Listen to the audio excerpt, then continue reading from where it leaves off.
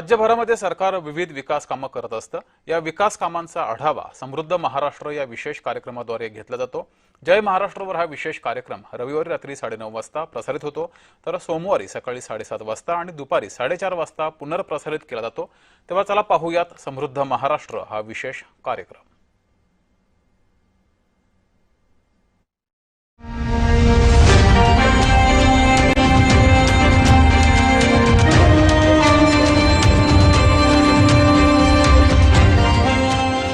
नमस्कार, मी प्रणिता बोरसे। समृद्ध महाराष्ट्राच्या या भागात आपलं स्वागत।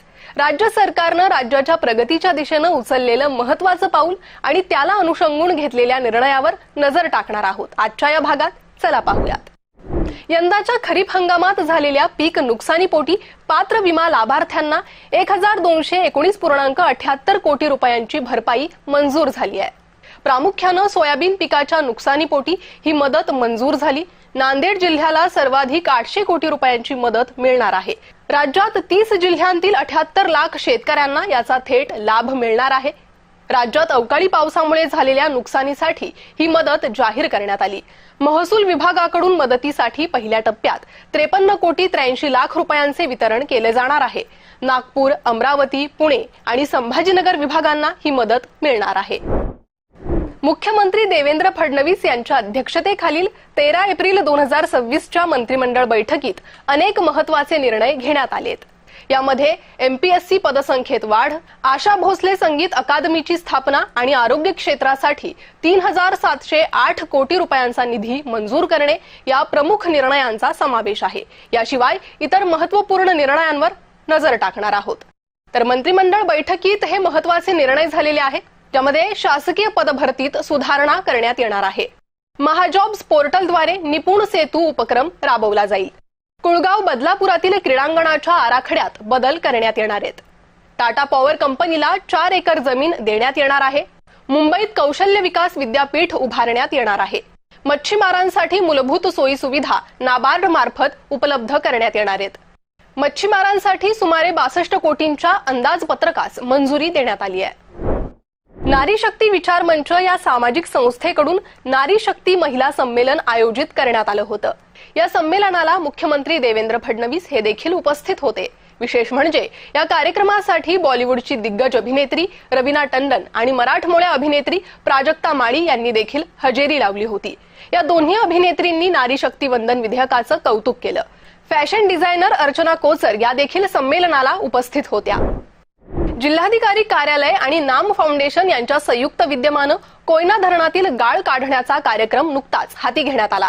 याचा शुभारंभ दरे तालुका महाबळेश्वर येथे उपमुख्यमंत्री शिंदे यांच्या हस्ते पार पडलाय।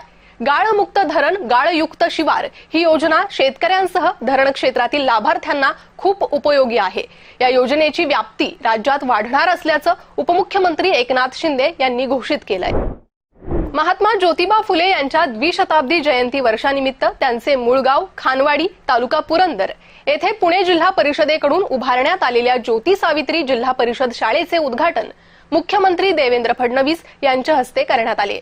पंतप्रधान नरेंद्र मोदी यांनी महिलांना लोकसभा आणि विधानसभेत 33% आरक्षण देण्याचा घेतलेला निर्णय महात्मा ज्योतिबा फुले यांच्या स्त्री शिक्षण आणि महिला सक्षमीकरणाच्या विचारांना अनुरूप असून त्यांना खरी आदरांजली असल्याचं मुख्यमंत्री म्हणाले।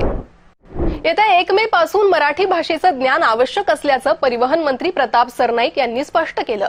याबाबत मोटार परिवहन विभागाच्या 59 प्रादेशिक आणि उपप्रादेशिक कार्यालयांमार्फत परवाना तपासणी मोहीम राबवण्यात येणार आहे। संबंधितांना मराठी लिहिता वाचता येण्याबाबतची पडताळणी केली जाणार आहे।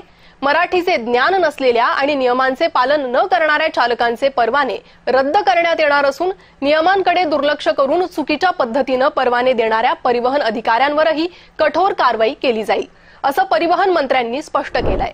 माहिती आणि जनसंपर्क महासंचालनालयाच्या नवी दिल्ली येथील महाराष्ट्र परिचय केंद्रामार्फत 9 आणि 10 एप्रिल 2026 या दरम्यान राष्ट्रीय जनसंपर्क परिषद 2026चं आयोजन करण्यात आलं।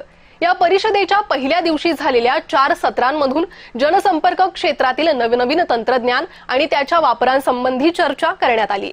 माध्यम आणि पत्रकारिता क्षेत्रात कृत्रिम बुद्धिमत्तेमुळे मोठ्या प्रमाणात बदल घडत असून बातम्यांच्या सादरीकरणाची पद्धत, गती आणि स्वरूप यामध्ये आमूलाग्र परिवर्तन झालंय। या पार्श्वभूमीवर जनसंपर्क अधिकाऱ्यांनी दैनंदिन कामकाजात एआयचा प्रभावी वापर करावा असं आवाहन माहिती आणि जनसंपर्क प्रधान सचिव ब्रिजेश सिंह यांनी या प्रसंगी मार्गदर्शन करताना केलंय. मुख्यमंत्री माझी लाडकी बहीण योजनेअंतर्गत ई-केवायसी करून देण्याच्या नावाखाली महिलांची फसवणूक होत असल्याचं निदर्शनास आलं असून महिलांनी कोणत्याही आमिषाला बळी पडू नये असं आवाहन महिला आणि बालविकास मंत्री आदिती तटकरे यांनी केलंय. मुख्यमंत्री माझी लाडकी बहीण योजनेसाठी नव्यानं नोंदणी प्रक्रिया बंद करण्यात आली. मात्र ई-केवायसी करताना काही त्रुटी राहिल्यास त्या दुरुस्त करण्यासाठी 30 एप्रिलपर्यंत मुदतवाढ देण्यात आली.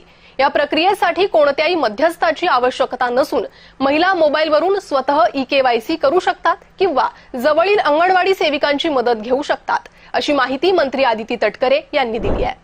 मुख्यमंत्री देवेंद्र फडणवीस यांच्या हस्ते शासकीय महिला अधिकाऱ्यांच्या पहिल्या अखिल भारतीय मराठी साहित्य संमेलनाचं उद्घाटन नुकतंच पार पडलं. मराठी भाषा विभाग, महाराष्ट्र सदन नवी दिल्ली यांच्या सहकार्याने सरहद संस्था पुणे यांनी या 2 दिवसीय साहित्य संमेलनाचं आयोजन केलं होतं. साहित्य मानवी व्यक्तिमत्वाला यंत्रमानव होऊ देत नाही, तसेच मनाची तरलता साहित्य जिवंत ठेवतं.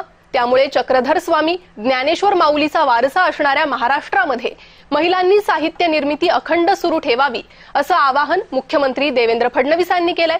तर संमेलनाचा समारोप राष्ट्रीय महिला आयोगाच्या अध्यक्षा विजया रहाटकर यांच्या प्रमुख उपस्थितीत पार पडला. समृद्ध महाराष्ट्राच्या आजच्या या भागात एवढंच. पुन्हा भेटूयात नवीन घडामोडी आणि महत्त्वपूर्ण निर्णयांबाबतच्या नवनव्या बातम्यांसह. तूर्त इतकंच.